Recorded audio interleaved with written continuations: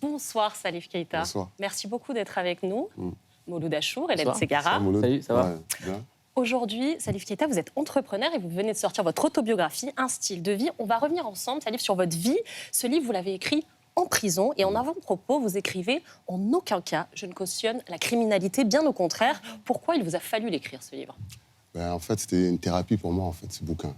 Quand j'étais en prison aux États-Unis, j'allais perdre la tête pratiquement. Je me retrouvais avec moi-même en cellule, sans télé, sans fenêtre. Du coup, je me suis dit, mais qu'est-ce que je fais là? Et on va y revenir. J'ai commencé à écrire. Salif Keita, vous avez 50 ans, vous êtes né au Mali, vous êtes arrivé en France à vos 6 ans. Quelques années après, vos parents divorcent, votre mère, elle vous élève seule, vous êtes 5 enfants, et à 12 ans, vous débarquez à Sarcelles. C'est là que tout commence. Comment ça se passe? Là, j'ai atterri à Sarcelles en 6e. Et vu que je suis un enfant élevé par que notre mère, enfant seul, donc du coup, je me fais mes amis du quartier et ça devient ma deuxième famille, en fait. Et crescendo, les choses, ils montent. On est dans la street, on suit la bande, on fait suivre la bande et les choses vont de plus en plus dans le côté obscur. C'est important ce que vous dites parce qu'il y a eu plein de gens qui ont glorifié ça. Et ce livre, en fait, il sert à comprendre que les fréquentations du quartier, c'est rarement les bonnes. Mais il va faire gagner beaucoup de temps à beaucoup de jeunes, là, en leur parlant comme ça. Et ça va même très loin, Salif Keita, puisque vous avez failli mourir plusieurs fois, vous le racontez. Vous faites vos premiers séjours en prison, vous avez 17-18 ans. Et en parallèle, vous devenez papa très très jeune, vous avez 20 ans.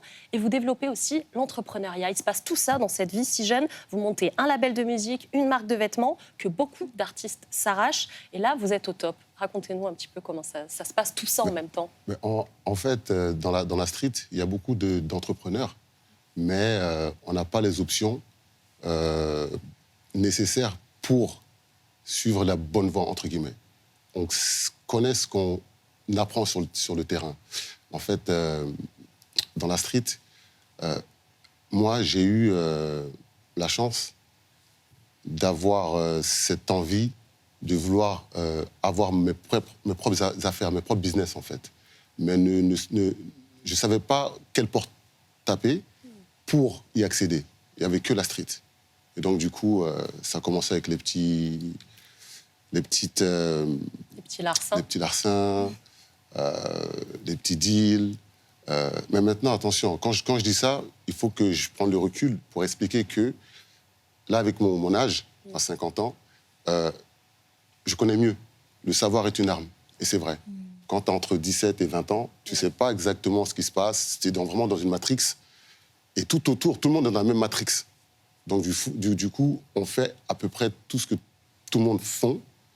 Et il y a quoi à côté? C'est un peu les stupes, c'est un peu les vols, c'est des choses qu'on t'apprend pas forcément, quoi, en fait. Je peux poser une question? Vas-y. Ta mère, elle a vu ta réussite aujourd'hui? Ouais, hier, d'ailleurs, j'ai fait mon événement, la sortie du bouquin, et elle était là, la maman. Voilà, je trouve que c'est la Elle a plus pleuré belle... de joie, elle était vraiment... Et c'était un événement qui a très, très bien réussi. Et il y avait carrément... pas mal de personnes de Sarcelles, c'était full plein. Et du coup, pour répondre à ta question, elle a vraiment, vraiment aimé. Hein. Oui, parce qu'elle a dû passer par tous les stades. Partout.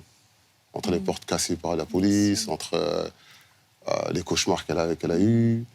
J'imagine pour une maman, et là, aujourd'hui, ça doit être une telle libération pour elle. Carrément, carrément. Et justement, vous avez beau réussir, un jour, suite à une affaire de drogue, vous retournez au tribunal, et là, et c'est là que nous amène votre livre, vous êtes condamné à 6 ans de prison et vous prenez une décision assez folle et justement, vous appelez votre maman pour avoir son aval. C'est quoi cette décision? En fait, j'appelle ma mère. Pourquoi? Parce que, encore une fois, j'ai vécu qu'avec elle. Mon père est parti assez tôt. Et le lien d'une maman à ses enfants, c'est spécial. Que le papa soit là, c'est très bien, mais une maman, c'est spécial. Donc, du coup, je sors du tribunal, j'appelle la vieille, j'appelle ma mère. Oh, dis donc. Dans le Il y a bien des gens qui vous appellent le vieux maintenant. Exactement. Donc, j'appelle la vieille et tout. Je fais un moment, c'est chaud. Là, ils ont demandé une peine que, pour moi, c'est hors proportion, en fait. Tu vois. À l'époque, il faut remettre dans le contexte, ça remonte à 20 ans, 22 ans. Vous prenez 6 ans de prison. Je ne sais pas exactement ce que j'ai pris ce jour-là, mais ils demandent 6 ans. Ben, quand je parle la vieille, elle me dit mon fils part, hein, en bambara, elle me dit Fataga. Et donc, du coup, je raccroche et dis à mes gars écoutez, moi, je me barre, hein, je pars, je reste pas ici. Tu as fait ta cavale. Et, ouais. Et c'est là que ma cavale a commencé, en fait. Le même jour, le même Condamné soir. pourquoi? Stupéfiant, hashish. Ok. C'est du hashish, ouais. Et vous pensiez passer quelques jours, vous mettre un peu de côté, et en fait, vous allez y passer 20 ans, vous devenez livreur de pizza, vous recommencez tout, en fait, depuis le début. En fait, avant de partir, excuse-moi, je t'ai coupé, hein, avant de partir en cavale, j'avais déjà entrepris. J'étais déjà sorti de la criminalité, j'étais déjà sorti du côté obscur. Je commençais à faire des deals avec le secteur A, avec pas mal d'artistes. Et du coup, quand je vais au tribunal et ils me demandent cette peine, je venais de tout perdre déjà, parce que je suis sorti en provisoire. Je repère tout encore. Je fais non, c'est pas possible. Donc, Du coup, c'est Et une au forme moment où tu d'impasse, veux en te fait. relever, Exactement. on sent qu'on veut te replonger dans le passé, quoi. Exactement. Donc, du coup, c'est là que je prends la décision de partir un temps, 1 an, 2 ans, voire 3 ans, pour que les choses marchent bien en France et revenir faire ma peine.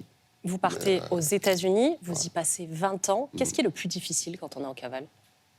Ben, on dort, mais on ne dort jamais tranquille. Même au fin fond du monde, tu as toujours cette petite... dans ta conscience qui dit tu vas te faire attraper, tu vas te faire attraper. De toute façon, tôt ou tard, on se fait toujours attraper.